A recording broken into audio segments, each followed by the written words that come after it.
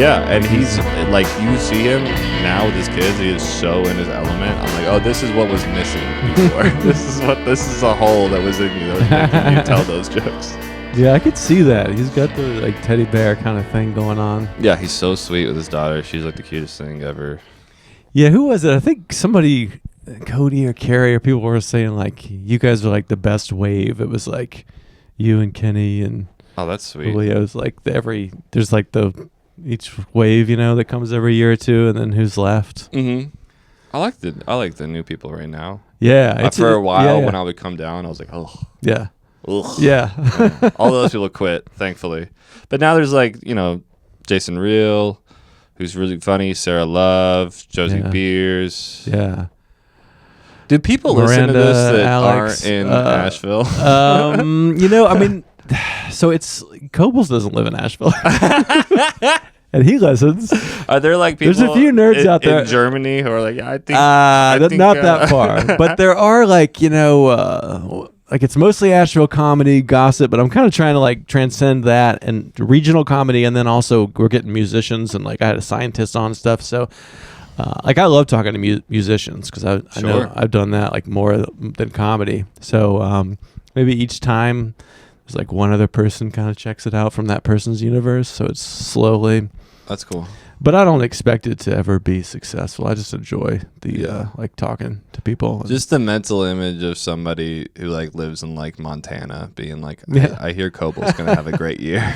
Kobel's new jokes are great. Like it's really funny to me. I mean, if that guy like, I think I can get to that guy eventually, but because somebody from Montana will come through and I'll get him on. And then his friend, when he gets back home, will listen to his episode. That's right. But then to think that he's then going to be like, I love this host, I'm going to go listen to all of them. I think that's pretty delusional. So inside baseball. Yeah. Like I think people might listen to their friend on it. But besides Coble, I don't think anyone's going to listen to all of them. Yeah. Well, Coble also, one time I was outside of a mic with Coble, and he's like an encyclopedia of this podcast. He started telling me all the people who have mentioned me. Yeah, you've gotten a lot of great compliments on here. You and like Jason Webb. I mean, I shouldn't start naming people that haven't been on that should, but I think you guys especially. It's like, feels like it's not a legit podcast until, I mean, Webb's such a diva, he just has to like... I don't know what he needs. But, set up a table with one of his hats on it right here. Yeah. He's not going to get what he needs from me or anyone ever, but I would like it if he came on the podcast. Yeah, get one of those Post Malone hats. Like, what's the nastiest thing that has been said on this? Let's go. Who don't you like in Asheville comedy? Oh man, people play the game with you a lot of that. Yeah, you can. The thing is, people search for their names. You can now the podcasts are transcripts. Yeah, now. so that's like a thing that the blog is hot. Yeah, so people will like Clay. I think Clay listens a lot too. Lonely men.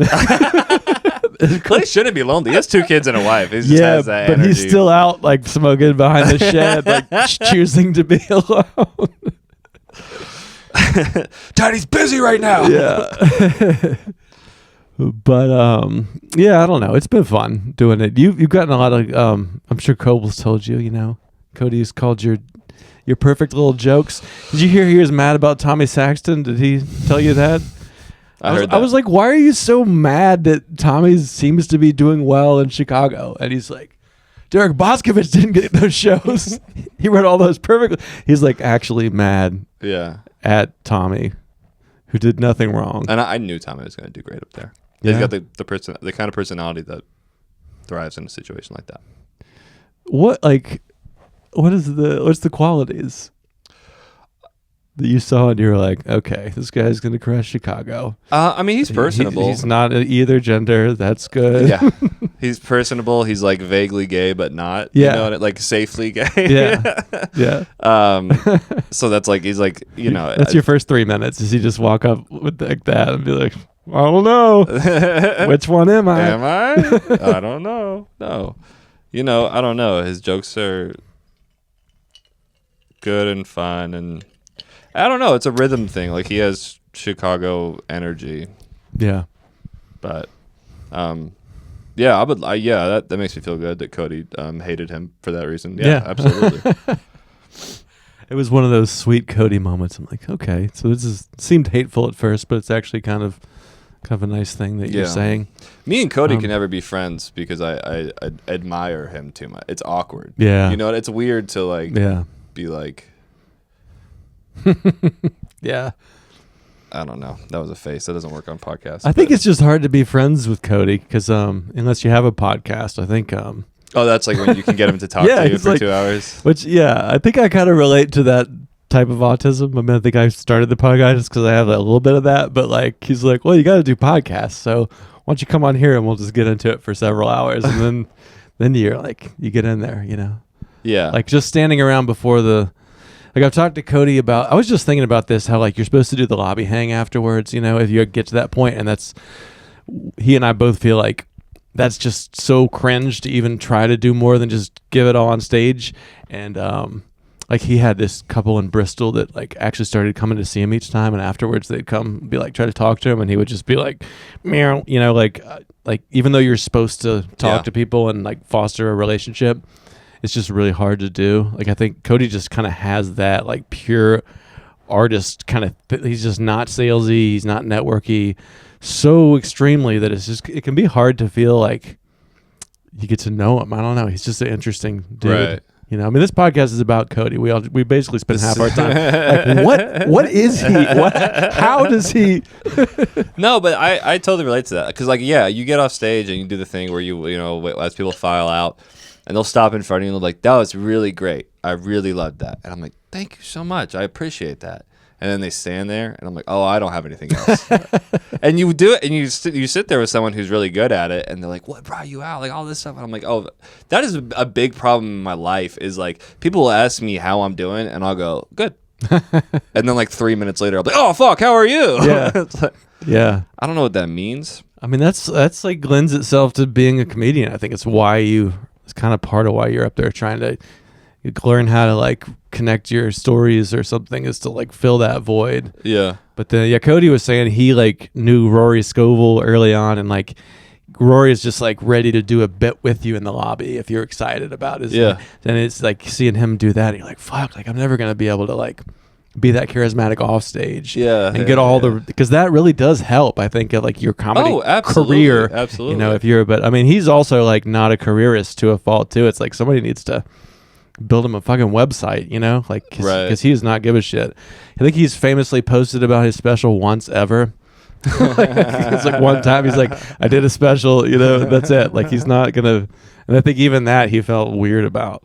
Yeah, like it was some compromise for his. Yeah, I might have posted his special more than him. Yeah, and well, and that's the thing that it goes back to. Like a lot of that was a problem I had in Chicago. It was like everybody was like, go to other people's shows and like schmooze, and I was like, that feels so like nakedly like fake, ambitious and manipulative. Yeah. And also I have a fucking wife, you know, like I'm gonna go home and sit on my couch and watch like Survivor. I'm not gonna fucking go to some 24-year-old show. Dude, I have kids and the wife and a fucking job too. I mean, I know it's like I don't even want to, even if I had time. Like, I just want to be at the mic. I go to enough comedy that I'm at. Like, I'll watch someone else on the show, but I'm not gonna go. Especially someone who's like not good in your town on your level. You know what I mean? It's just because you think maybe later they could get you something. That's like even more shitty because you're acting like you care, but you're really just like, maybe this will pan out for me. So, and then you know, in a lot of towns, it's essentially like a big like pyramid scheme. It's like if you recruit 5 people to do comedy and think they'll make it, they'll come to your show. So then they recruit 5 people. It's like, what is happening? And at the top of that pyramid is just some like don't tell comedian who's only been doing comedy 8 months and isn't funny, but they are able to trade they're marketable. Yeah. And then it's you're at a show, there's like 15 people in it, and you want to be like, raise your hand if you don't think that you're going to be a professional comedian. Yeah. And like, no, it's like, so what are we doing here? This is like not part of the, and then you learn how to make comedians laugh, which is the last thing you want to do. I'm 50-50 on that one. I think you got to do both, you know? It's like, you don't want to be so hack that the comedians never laugh. Sure. But then if you're playing to the back of the room, you're kind of just like, real people suck. Or, you know, it's kind of like, Yeah, because Cody has famously said that. Famously, I don't know why. He's come on the podcast too and been like that. I fear that really what I do is I know how to push the buttons to make the comedians laugh, Right. and that's all that doesn't really matter if the general audience doesn't like you, which isn't true. But that's I think he's felt that way. Right. Like it's almost like a different skill. I think that it is. I think that like comedians laugh either at like things that they're like, oh, I would never say that. So it's like things that are fucking horrible, or it's something where it's like, this is an unusual. This is like no joke I've heard before. It doesn't follow like a normal structure that I'm bored of at this point. Yeah. Which, if you are like just an audience member, is like incredibly alienating. It's Right. like, here's a joke that doesn't resemble any jokes. That sounds not fun for me. Yeah. If you can do both, I mean, that's like. Do you like Nate Bargatze? Are you a fan of his? Yeah. Great. I mean, I feel like he's kind of.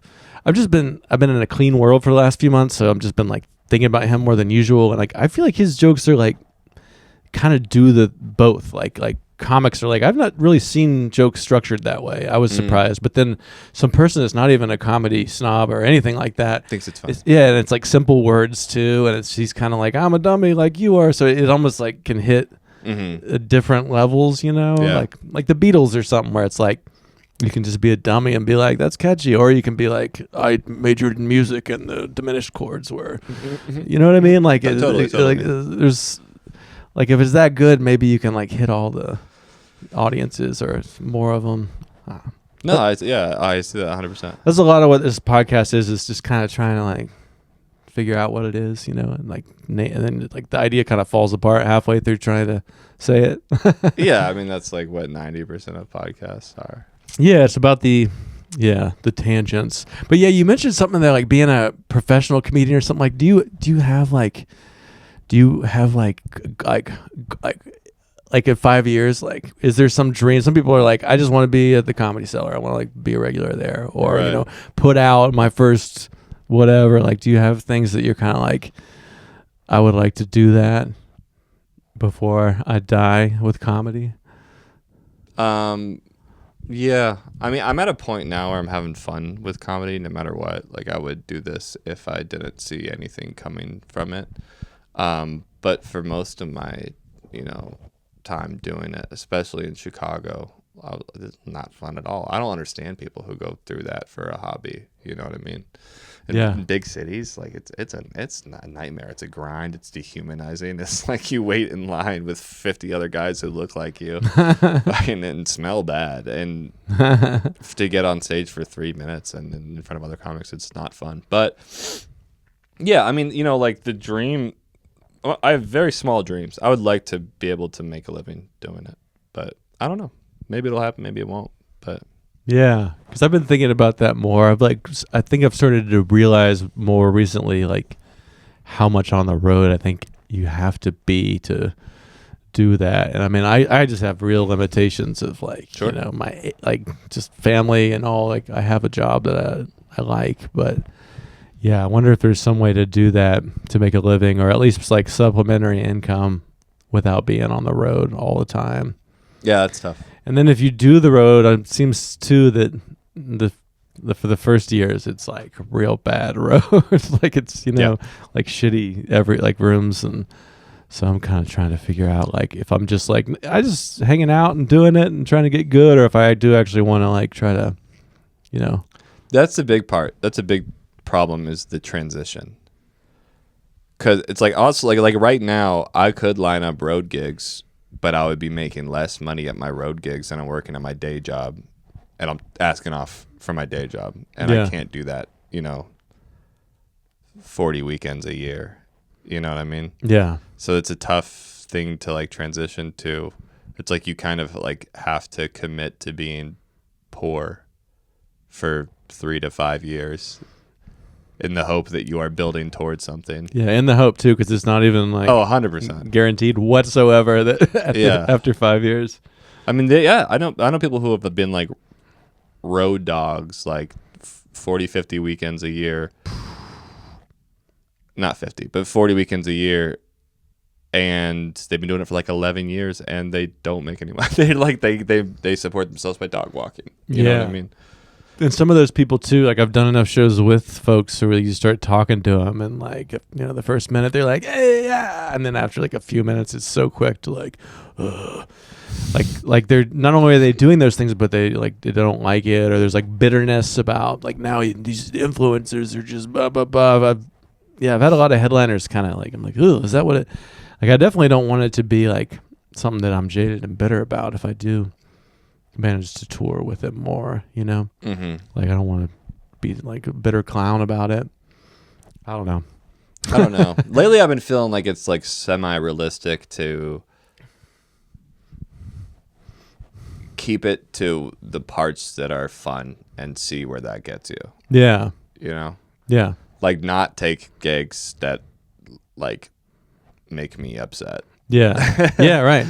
Not do things that make you less excited about doing comedy afterwards. Yeah. And it makes me better at comedy. I think I've grown more in the year or so that I've been back in Asheville and having fun doing comedy than I did in 4 years in Chicago.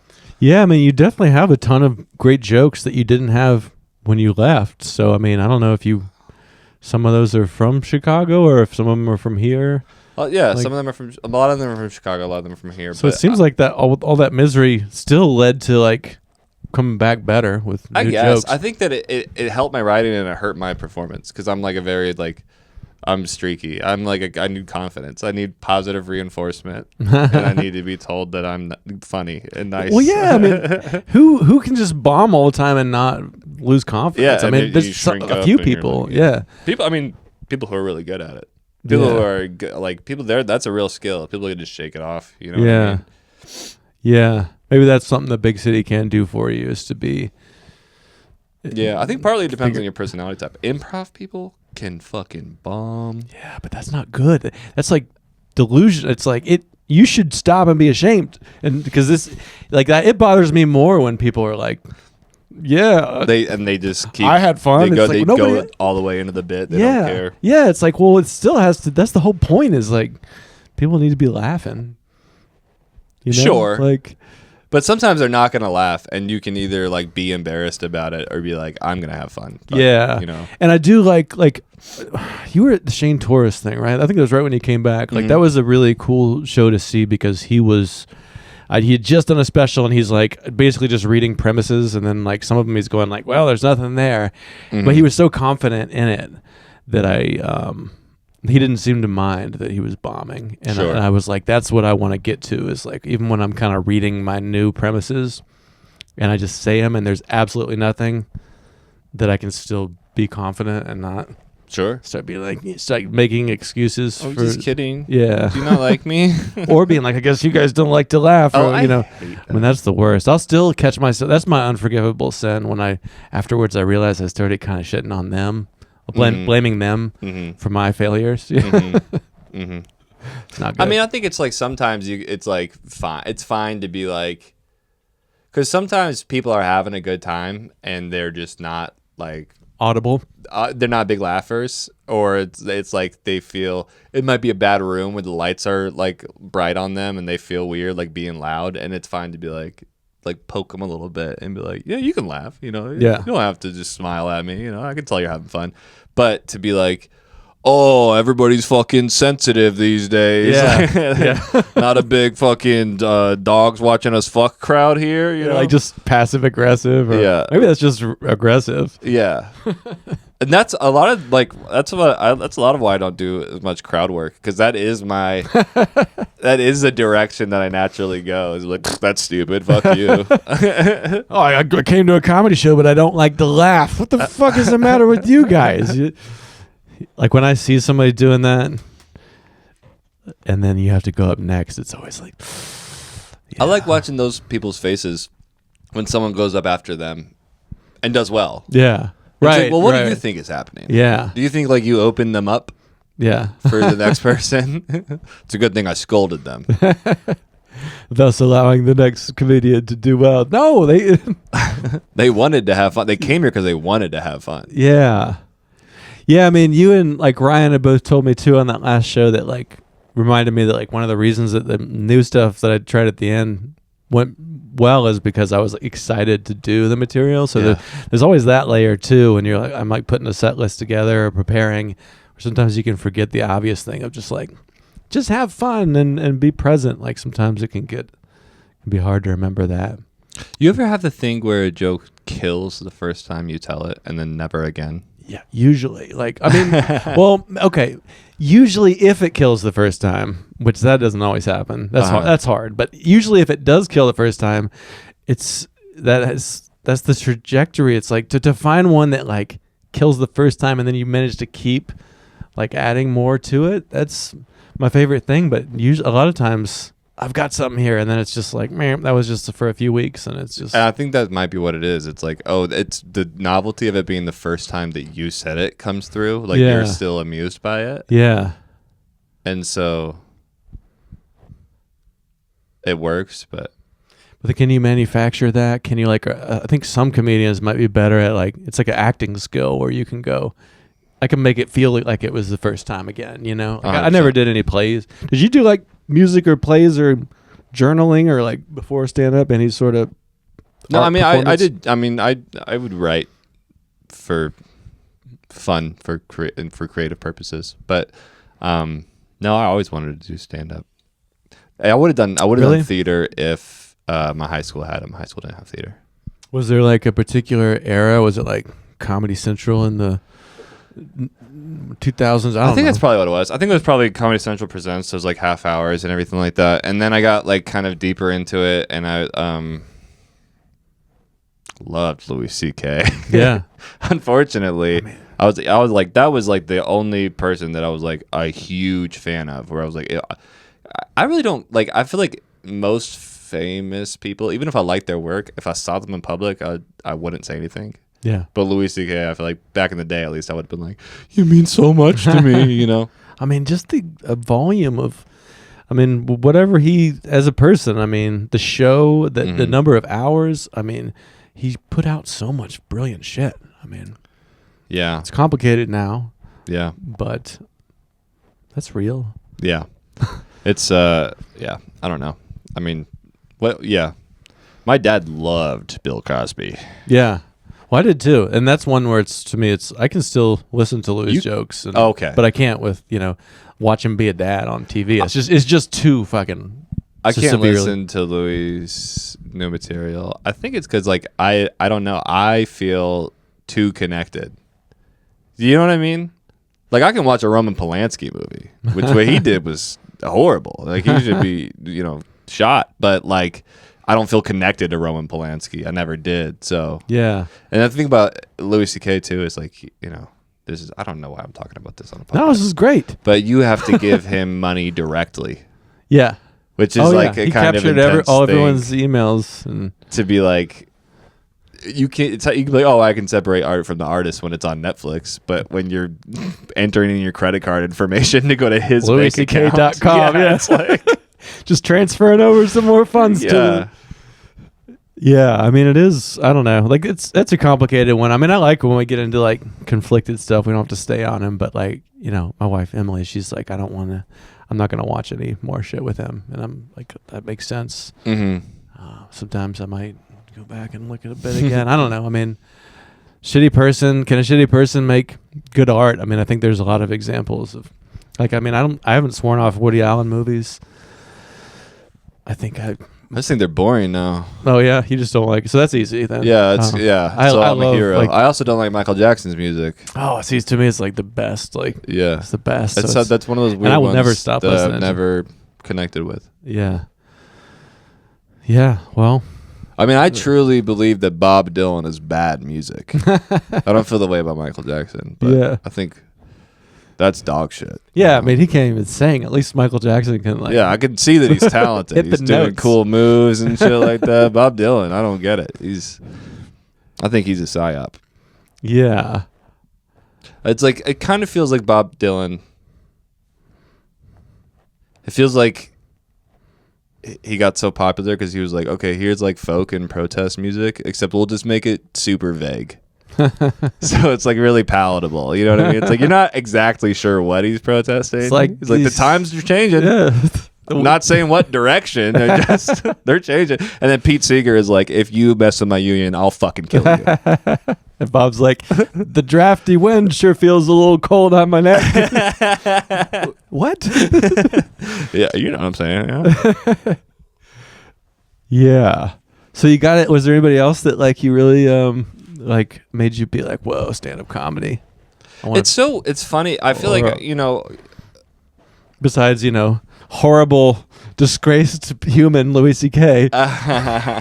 Who's your favorite that you invented, I mean, I love Gary Goldman now. That's like my guy that I'm like, oh, if I could write like that, Yeah. I would love to be able to write jokes like that. But then there's like, I think when I was like 15 and stuff, like getting really into comedy, a lot of it is so different from what I like about comedy now. Like it was like, I was looking at like the Cellar Crowd guys and stuff like that and being like, oh, you get to just like hang out with a bunch of men and be terrible people together, and like you laugh it off, like you piss in each other's cereal. It's like a big joke. And that's like not how I want to live my life anymore. Like pranks with other grown men. Yeah, just sitting around at a table being mean to each other. You know what I mean? Get it is fun to be able to like poke fun. I feel like I'd love to tease my friends. Yeah, I mean you're like a roast joke type writer. I think you have that skill. You can be. I kind of hate roasts specifically. I evil, if need be. I think I have to stop myself from being evil. So but it's not the way I want to live my life. And that's the thing. Roasts is one thing, especially like in a scene like ours where it's like, oh, like I am like friends or at least friendly with everybody on the roast, and like, but like you'll do a roast battle, and it's you and someone you don't know, and you're like, your sister died. Yeah. It's like we're like emulating the fun part of teasing your friends without like any of the context that makes it palatable. Yeah. You know what I mean? Yeah. Yeah, like you're taking that, like if you're all sitting around on the couch in like your parents' basement, you're like, right, it's appropriate, but then you're taking that to some other context where it's just weird. It's just some stranger being like, you're a fat whore. Yeah, I mean, I think a roast should be like, this is, it's a tight knit group of people who, or I think they kind of work if it's like celebrities and there's a writing team. Yeah. Like Jeselnik on it or whatever, that can work too. But yeah. And it's like everything is kind of public domain when you're a celebrity, which I guess like there's a lot of comics who feel that way about themselves. But I just like, I also think it's like, I don't know. Maybe I'm just like getting very sensitive, but it's the same thing with Kill Tony. I'm on her podcast. I'm all the things I don't like about comedy, but it's like you don't need so much practice to be nasty. Yeah. You know what I mean? It's like, I get like people, I don't know. It can be other things, comedy. Yeah. The Kill Tony, I like never watched Kill Tony. And then there was that one just like maybe sometime last year where the Biden and Trump one, I'm sure you're aware of. It was like the big one. And that was like, people were like, you got to watch it. And Emily and I watched it. And it was a lot of fun watching Joe and Trump. So then we actually just kind of started watching it for a while. And it was fascinating. I'm finally watching this fucking, and I can see, well, that's where all the post-COVID people are getting their whole sense of what comedy is, Like if you go to like Mike's in the Southeast and it's 100%. Just all bros that move like Shane Gillis and do like just mean abortion rape jokes. So it's like, yeah, I do think it's kind of hurting the culture of comedy a little. But it's also kind of fun. But since the election, we haven't watched it because it's just like, it's too much. Yeah. Like, it's just after a while, it's just like, I'm just numb. I'm numb to the shock. I was talking to this guy at my work, and I was like, because it's like, oh, because you do comedy, And he's like, yeah, dude, I saw this set. It was so fucking funny. This guy went up there. He didn't say a single word that wasn't about abortion. It was awesome. Yeah. And I was like, that's what you liked about it. Like, it's not that the jokes were like funny or clever. It was like, he said stuff you're not supposed to. Like, that's what I would do. It's like, that's right. That is what you would do. Neither of you should do it. Like that's been covered. I'm like, yeah, I'm not saying you shouldn't talk about that stuff, but it's like they really, I think a lot of people are like, oh, that's the point of comedy is that you say bad things. And that's kind of why I am getting a little more interested in clean. I mean, I guess part of it is just like it's so hard to get anything and stand out in any way, and the clean just things just keep happening because of clean. Where I'm like, I guess that is something that not most people can offer. Like if you even just look at like Asheville comedy and you want to like do a clean show out of town, like, and you start really going down all of our funny comics, it's like, yeah, there's really not. Clean is hard to do. Like clean and reliably funny. So that's one of the Kill Tony culture is one of the things that's making me be like, yeah, there is something that Bargatze's doing. It's interesting. I think he's gotten so mega huge now though that it's kind of like once you're that big, you just say anything and people like everybody's got like your face on a t-shirt. They're just like, you know, so I don't know. But yeah, the Kill Tony stuff is, especially when you have a podcast. Yeah. Like a big popular podcast, people are like, oh, like I'll spend that amount. People spend the amount of money that they spend on comedy shows on meet and greets. Yeah. And it's just, it's like when your podcast is popular enough, they're like, oh, I'm hanging out with my friend. Yeah. You know what I mean? Yeah. No, I'm trying to. Yeah, fuck yeah, dude. Stop writing jokes. I mean, I think that there is something to that. Like when I saw Shane Torres, I ran into some friends that I hadn't seen in a while. I was like, oh, you like Shane's stand-up? And one of them was like, I just like his podcast, so I thought it'd be cool to just be in the room with him and see what he does, you know. Mm-hmm. And I didn't follow up with him to see how they felt about it, but there is kind of that layer of it where they just like you. I guess that's something I've never thought about till this keeps coming up in the last few months. But like, I just like jokes of trying to write these jokes that I do, like they're songs, but then there's this other way of like, it's not the joke, it's me. Like I'm a person that people love. I'm a person. Yeah, and they want to come see me. But I don't see myself as a person that way. You know, like Hillary is a person. Like, you know what I mean? Like you're just like, oh man, I saw her at the grocery store. Is there some place I could wash you? Like, you know, see you just kind of do more of your stuff. Yeah. Like no one like sees me and goes, you're like, on the bus with her. You're like, where can I get more of this? Yeah. Yeah, exactly. No, I just walk up there and take the mic out, and people are like, "Okay." Like it's like I need to like pull them into like, no, just I got some ideas, and a lot of times your ideas don't get them. I think about that a lot, and like it's like it's like and I see it with other comics, and I see it in myself, where it's like, oh, if you have trouble putting down what you do in a bio, that might actually be a problem. Even if you write great jokes and you're really funny and fun, like if you can't be like, this is what I am and this is what I do, like it's unfortunately like you got to fit in some kind of box. Yeah. Or at least be in one dimension more than another. You know what I mean? I opened for this person and that person. Well, please book me. Not that. That's what I'm saying. Like there's a bio that you can do as a resume, and then there's a bio that's like describes your. Yeah, I mean, like there's a lot of people that are like, if you ask them to put 3 adjectives to their act in comedy, they're like funny, sarcastic, cutting. You know, it's like like generic words that. It's like, I should hope it's funny. Like, why even say that? Yeah. Yeah. Like if someone asks you what does Hillary do, you'd be like, oh, she tells stories. She's like loud and bombastic. Sometimes she sings, or like she really makes like you feel like she's talking to a friend when she talks to the crowd. And then there are other comics that they're like, what does he do? You'd be like, oh, he tells jokes. Yeah. Yeah. And you like good jokes, or they're great. Yeah. Instead of just like, he's says some things. Well, he tells funny jokes. I can't like put them in any kind of category or description, but I like them. Yeah, so that it kind of goes back to that, like the Cody thing about being, because it's like you do need the bio to get, like there are gates and there are gatekeepers, unfortunately, and it's always all moving around, but like a lot of times there is somebody that's got a million emails and you got to try to like pop through. Mm-hmm. But then, some of the best, funniest people just don't give a shit or have that skill to like market themselves in that way, and might not get the opportunities.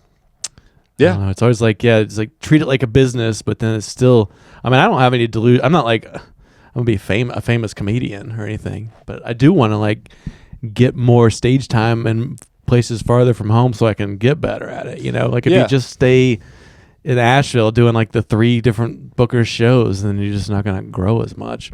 Yeah. And I don't know. You went to Chicago, so I can't go anywhere. So I'm going to be here. Like I'm going to die in Asheville. Holy shit. So yeah. I mean, I don't want to. I love it here. I own a house. So yeah, we're neighbors, dude. Really? Yeah. Where do you live? I'm like behind the VA hospital. The Muse? Oh, behind the VA. Yeah. Yeah. That's like a real country way of describing where you live. Yeah. Oh, I know that. Riceville Road? Yeah. It's just, I mean, hold on one second. How do you feel about me vaping on your podcast? Oh, you can vape. It happens all the time. Kenny did this thing on a, he's done it on 3 podcasts where he says the address of another comic's house. Oh. He's kind of a prankster type guy, huh? He hates that he does it. He can't stop himself. He's so fast, man. I feel like when I talk to Kenny, I just can't, like, you know. Really? I feel like he's just like one of the fastest, like, he's like, it's real fast. Maybe for you, he's like normal speed, but for me, he's like hard to kind of follow. I think I'm kind of slow. That there's genuine, frantic, anxious energy underneath that, and that's what people don't realize about him. Like, they think that he's like, I don't know. I think he comes off as like confident and together, but he's like, he's not. Oh yeah, I mean, I've heard his material, so I know I know he's not. But yeah. You guys were a pair. It was like, I mean, you're not anymore. You've like both become your own voices. But there was Ethan and Jake. I never met that man. Oh really? Okay. Well, and then there's like right before you and Kenny. But it was like there's like these kind of like people that kind of. No, me and Kenny are a pair for sure. I call him all the time, and it's like I got mad when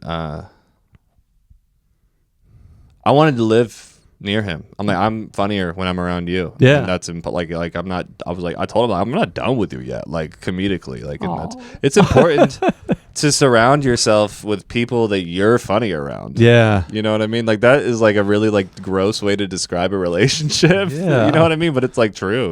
Maybe that's my problem. I just haven't found the people that I'm funny around. Do your daughters think you're funny? They do. It's really nice. Like I tell them a story at night, and my 13-year-old still is like just ready to hear me. I'm like every day. I'm 13 like, is good. Yeah, I'm like it might go in after this, and it's like every time I go in the room, I'm like it's probably done. I probably got one more. Like if I'm making her laugh, and she's like, tell me, I could tell she wants more. Do you feel like comedy has given you a superpower where you can tell, like at work or anywhere, like if people want you to keep talking or not, like reading a room? Oh, that's interesting. Because I feel like people tell me stories all the time, and they're not picking up on my fucking signals that their shit sucks, But I think comedy kind of teaches you to like, no, you can just tell when people are like, shut the fuck up, or they're like genuinely. Do you think if those people did comedy for long enough, they would learn, or they're just the type of person that does that? I think that most people improve the more that they do it, but there are those rare people who we know who can do comedy for years and years and just never, like be aware. And his name is? I mean, it's not just one. I mean, I got one for each gender, I'm trying to think if I have a they them, because I think most of those folks are actually kind of funny. Like, no, they thems are funny as shit. Most of those, I was like, I need to cut that out. Those people. Yeah, you edited in people. That's another thing. I love doing gay rooms, dude. That's something that's fun about Asheville. It's like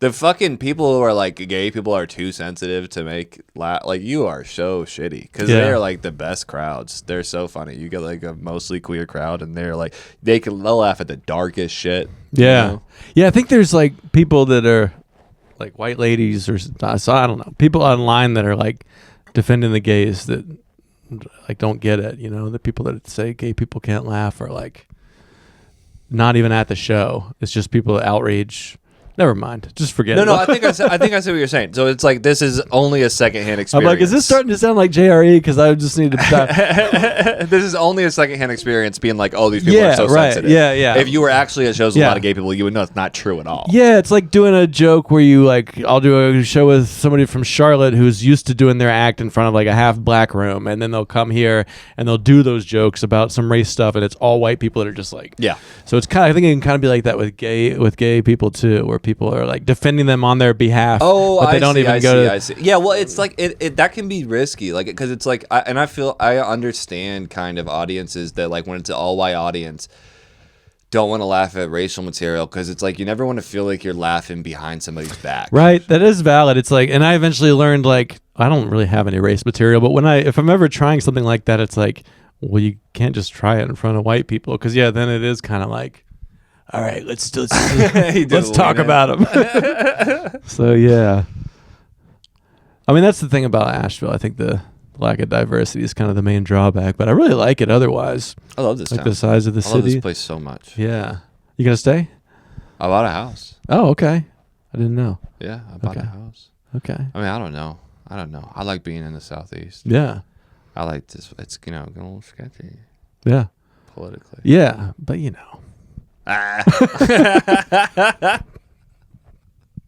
it's gonna be fine. It's yeah. Look, for us, hey, we got it, buddy. We're fine. Yeah, I mean, I don't know. My kids, I don't know. That's a whole, yeah.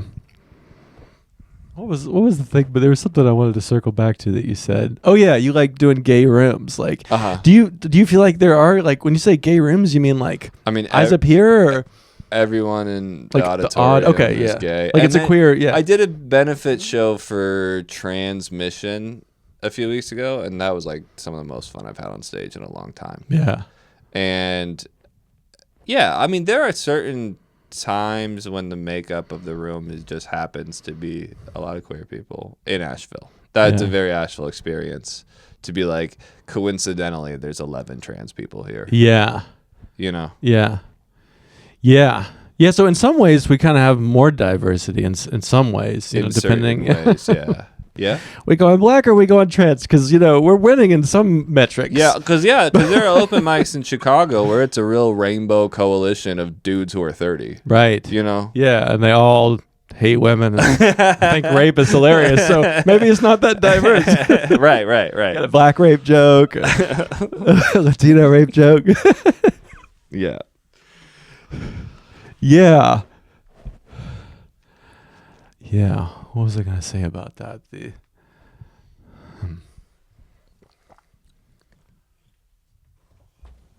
You edit this out, or is this is? I try to just leave it all in, like, part of the experience. Yeah, kind of just, it's just easier, Like, and I like when I listen to music, I kind of, it's almost the tendency to like cut everything together, but then when there's a breath, it's kind of nice on your ears.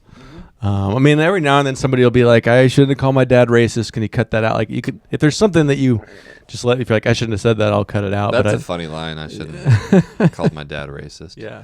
Because, my racist dad is definitely a fan of this podcast and is going to hear that, I don't know what. Oh, right. But I guess, it goes on the internet, so.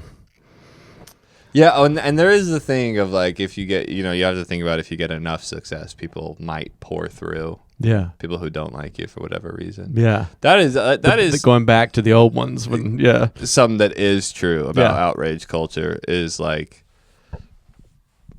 I am on TikTok sometimes and I don't post on it because it makes me stressed and sad.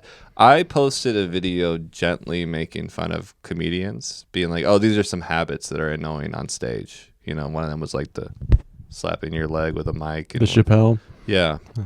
And I've kind of just started bringing that into my act.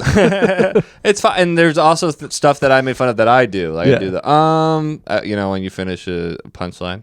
Yeah. Like you're kind of afraid to let them just laugh. You got to be like, I had another thing, but since you guys are laughing so hard. Yeah. Well, it's like signify the transition to a next thought, but being too lazy to actually just go into the next thought. Yeah. But anyway, I posted that, and a comedian from New York City, like, what is it like? Where they do real stand up. He duetted the video and said, "I belong in a concentration camp." Yikes.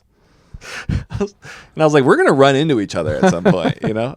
He thought I didn't do stand up. He was like, somebody who makes these fucking kind of jokes would never have the balls to put himself out there and go on stage. I'm like, it's so gentle. It's like the gentlest ribbing. I mean, comedians are like supernaturally sensitive. Oh yeah, yeah. A lot of people think it's the opposite. You're like, look at me, and I feel so good. But it's just the opposite. And the meaner they are, the more sensitive they are. Yeah. They're so sensitive that they wanted to control the direction of being roasty. Exactly. Yeah. Oh yeah. It's like that's what comedy is like you can laugh at me in exactly the ways that I choose and am in control of. Yeah. So it's not like it was in middle school where it's like it's like, it's happening to me. It's like I'm controlling the laughter at me. I'm the boss now. Yeah. I've made a video about like making fun of the way Europeans dress. Yeah. Dude, that was like a year ago. They're still in my comments arguing. It's so fun. I just open it up and it's like, your government's going to put you in concentration camps and I don't care. And it's actual Europeans. Yeah. They're so we'll mad. see who's fucking laughing in 6 months. I wasn't saying it. Oh, your jacket's tight, you know? It's like, I'm glad your kids get shot in school. Oh my God. My bad. Well, I mean, that kind of says I wonder, that means you're kind of hitting topics that are getting something. So, I mean, maybe there's something there. I mean, you're going to write a good joke about it. The thing I wanted to circle back to, you were talking about gay rooms, and I could see how your material would do good because I think, I don't know if you think about it this way, but I think a lot of your material is kind of about like painful kind of stuff. You know what I mean?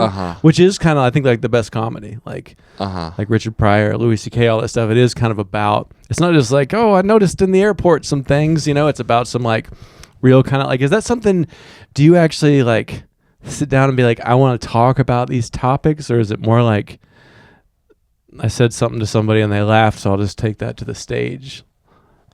Does that make sense what I'm asking? Like, are you intentional about what you're exploring with your comedy, or is it just kind of subconscious? I think it's like, I actually really enjoy just being silly. Like really dumb jokes. Like I have a joke where it's like, I wanted to be a snake charmer growing up, but I couldn't find a snake that could dance, or like, you know what I mean? Like really silly stuff. But the people for some reason don't want to hear that from me. Yeah. You know what I mean? I think it doesn't feel authentic to them from me. And so for that reason and for other reasons, like the silly kind of like not heavy stuff doesn't last in my act as long. Yeah. And little things that are like funny stuff about sad subjects end up chunking together. Yeah. And it's probably because I think about that stuff a lot more. Yeah. So like, that's the other thing about like you write a snake charmer joke. It's really hard to connect that to something else. But if you write a joke about like dads leaving, you're like, I got a perfect little chunk for this. You know what I mean? Yeah, I've noticed that too. Even though I have like some one-liners I really like, but if I'm like, getting older is weird, and how about these kids, and random thought about Mitch Hedberg shit, it's like, it doesn't. Right. It's like, what? You gotta really commit. go into it if you're gonna do that. You got to do Mitch Hedberg and that's tough. You have to write 120 jokes for an hour. Yeah, and then it's like, I do think people kind of more want what you're doing in general. Is people want you to, at this time, to talk about your life and your vulnerable real shit. Yeah. And it's actually more weird to be like a one-liner guy. I mean, that's cool, but it's like, that's kind of what people want, is autobiographical stuff that hasn't been done a million times. If it's like kind of like risky to share it, I think that you have to have a good joke. That's where a lot of people fuck up, is they're doing the risky vulnerable stuff, but it just ends with a sadness. Like you have to have a good enough you have to have a good enough punchline to like kind of redeem, because I see people bring up their trauma and then not like land the skate, and then they get trick. lost in it and they're like, oh fuck. Yeah, that was bad. Yeah, it's just like, ooh. And I guess that's okay if you like, it's a mic and you're like, well, keep trying. Maybe you'll find the punchline. But yeah, sometimes like heal more before you you bring this to me. Yeah, I'm not gonna do the healing for you. Yeah.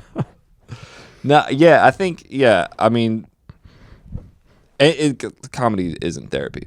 The other thing is like, once you have been vulnerable on stage in a set, trying to go from that to being like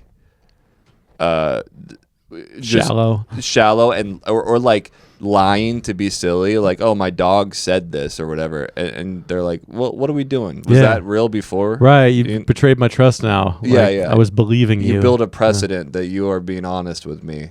Yeah. And your dog does not speak. And that's like Naylor. I mean, he's like one of the only people I do shows with recently who does like one-liners, and my house is made out of boomerangs. Like, it's obviously not. But that works because he's committing to that. Like, so it does kind of seem like once you do the house boomerang joke, you can't do the, like, my mom left me joke. That's one of my favorite jokes. That it's like telling somebody your dog killed himself.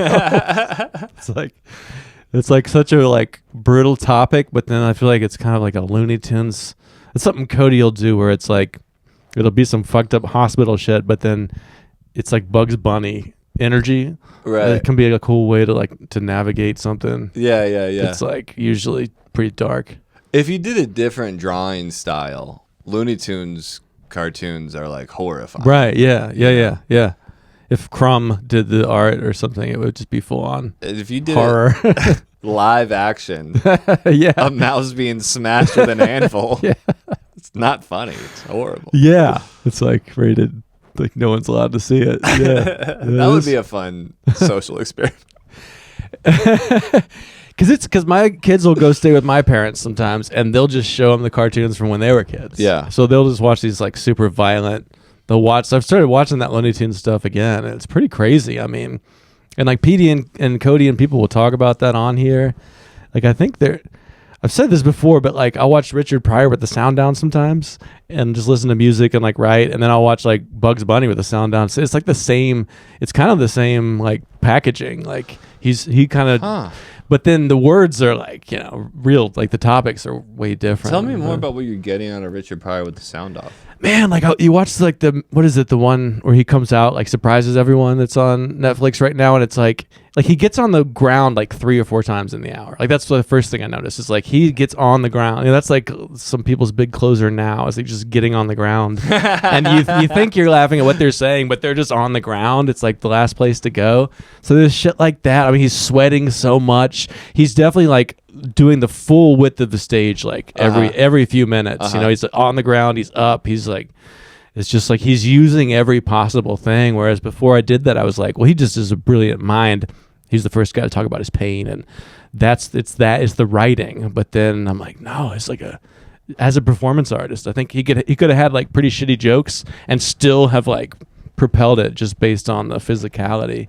Like it's almost like Jim Carrey kind of shit, going faces, sound effects. Definitely faces. Like he's a big mugger. Yeah. There's a special. I think it's his first special, and he's in a comedy club in New York City. He's in a comedy club, and there's a mirror on the back of the room, and you can see that he's looking at himself in the mirror the whole time.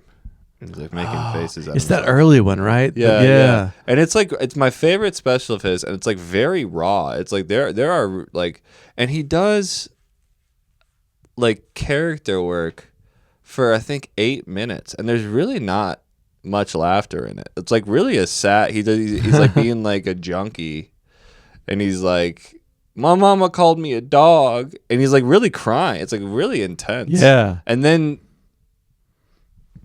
to see, and he's just standing in one place, and it's just faces and acting, and then it's a very different performance style from like Live and Smoking or something. Yeah, it's like almost like he had to just sit in that place, like because he started out doing Cosby. He was like clean, right, and just he's on the Tonight Show. You can see him with like straightened hair and doing all the, and then he decided he wanted to go for like this new raw, honest thing. So maybe that's like at a coffee shop or something, and he's kind of like just sitting in that, like you're saying, he's like becoming the scene. I mean, it's amazing acting and emotions, but there is no big punchline. But then maybe like he spent enough time there where he figured out how to hook punchlines onto it, or like the person at the open mic that like just gets emotional at the end and doesn't find the punchline, you know? You're like, well, hopefully they will later. That's the weirdest thing actually about comedy to me is when you see somebody, and maybe this is just me, but I'll see somebody and I'll be like, you should quit. Yeah. Immediately, I'm like, you're not going to get good at this. You should fucking quit. And then sometimes they get good. Yeah. That's my favorite. I don't understand that. That's my favorite because like when somebody's just like, everybody told me I should do it, and I was the funniest in high school, and now I'm good at stand-up. I'm like, God damn it. Like I like the idea that this slow, long finding like being funny is not, you're not naturally that person. Like I like that journey in my mind. Who was it that said that? There was a guy that used to come out before my time, and he was like, he took off several years and came back and was surprised that people like Cody and Macon had gotten funny. He was like, I was here when they started, and then I quit for 5 years, and God damn it, like him and her are actually real funny. And it was like just what you said, where you couldn't believe it because it was the same style, but it was so bad, and then they had found how to do it. Yeah, and sometimes you see someone and you're like, oh, like you have the pieces, you just can't put them together. But sometimes you're like, I don't even know what the fuck you're doing here. I don't know why you thought that this would work. And then in 2 years, you're like, oh, it does work. Yeah. Yeah.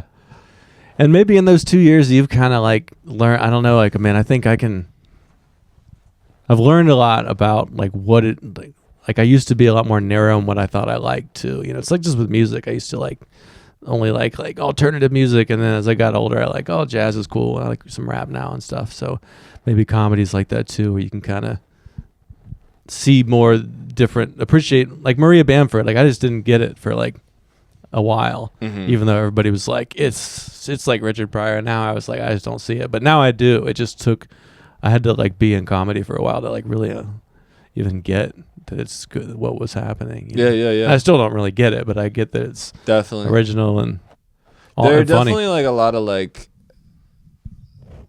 there's guys that are basically like high energy and say funny words. There's a guy in Chicago, can't remember his name, but he had a joke that was like, they got soap for everything. They got pussy soap. Pussy soap. He would say pussy soap like 30 times. And the first time I saw it, Julio was like, that's so fucking funny. I was like, you think that's funny? But then I did comedy long enough, and I was like, now I see how fucking hard that is actually to be like so high energy and like be able to bring the room up. Like there are way more people that can write jokes than there are that just have a magnetic enough personality that they don't have to write that much. You know what I mean? Yeah. I would kill somebody to have the Kevin Hart gene. Yeah. Where it's just like, oh, I'll just listen to this guy talk, Yeah, I mean, I think like we have our, Hillary and Jason Webb. There's certain people to me that I think just have that, like they just get up and they like start to adjust their shoe, and people are like, yeah, there's just a charisma Animal there. magnetism. Yeah. But then I think, maybe that can make you get a little lazy. Not saying those folks, but just when you just know you have to like really find some shit in your life or write something. Like to me, that's a more interesting challenge. And I think it is because it's what I have to do, because I know I'm not like, the movie star type person. But I like that when like the person that you thought was boring becomes fucking hilarious somehow by the end of their set. Like that trick, that's like a great long con. Something that I realized, and it's something that I'm working on. I was so against tricks in general. I was like, that's not actually like good writing. You're cheating. They're just doing a timing thing. And now I'm like, why the fuck was I not using tricks? Like, first of all, tricks are fun. Yeah. Like they're like, people are coming out to have fun, not to be impressed with you. Yeah. You know what I mean? And tricks are hard to pull off too. And they let you talk about other things. Like they let you get to kind of what the point of stand-up is, which is like making fun out of things that aren't fun. Like it's transformative and cathartic. Yeah. And you can't do that a lot of times with just writing. And it lets you work on things that are harder to talk about. So it's like, why the fuck was I not doing this? It's the same thing where I'm like, for forever, I thought I was like too good for like the kind of like crowd work where it's like, are you two fucking? You know what I mean? It's like, no, dude, people come out for Are You Two Fucking? Like that makes people's nights. Like that's what they're enjoying the most about the show sometimes. You know what I mean? It's like, why do you think you're above helping people enjoy their night? Yeah. Yeah, I mean, I think you can kind of start off being like one of those guys that like when ladies come on the podcast, they often say some dude that's never done comedy but heard some podcast starts to tell them what to do. It's like like the less you know about comedy, the more you kind of think you know. And then the more like the deeper you get, the more you're like, I don't know if they're fucking laughing. Like if Bert needs to take his shirt off, like I mean, he's packing the place out. They're having a great time. Like who am I to, judge? Whereas like 5 years, 10 years ago, I might have been like, that's a hack trick, Yeah. Like almost like I'm lying to myself. Like, well, if I got that fat and took my shirt off, like, sure, I could do it. But now I'm like, no. I mean, there's a lot happening. No one wants to see that from you or me. Yeah. That's not gonna work for you or me. Like he's found his thing, and he's putting everything into that. I think that happens a lot with women. I mean, for obvious reasons like sexism, but I think it's also like men have men tend to be like that, like, oh, like writing is the only thing that matters, and even if they don't actually feel that way, they think they feel that way. Yeah. Where I think a lot of women come to stand up with like more understanding of like the dynamics control. They have better stage presence than guys that start a lot of times. Awareness of what I mean? The room. Awareness of the room. They're better at talking to people. And guys are like bitter, and they're like, "No, it's all about like, if it doesn't work written down, it's not a joke." Yeah, I've been listening to podcasts alone in my room for 1 million hours. I know what it is. Like the lady's like out, like meeting the people of the world. And like I don't know, that might actually be a better way. It might be good to connect socially a little bit. Yeah. Yeah. Well, shit, I don't know. You want to wrap up on that note? We're at an hour, 8 minutes. It's almost 5. Cool. Did I say anything good? Yeah, I think there's some good stuff in there. Cool. Funny, I'll have to edit it out, but that's all right. Well, thank you for coming on. Yeah, it was great to finally have you. Absolutely. It's a legit podcast now. So we get Jason Webb on here, and then you can end it. Yeah.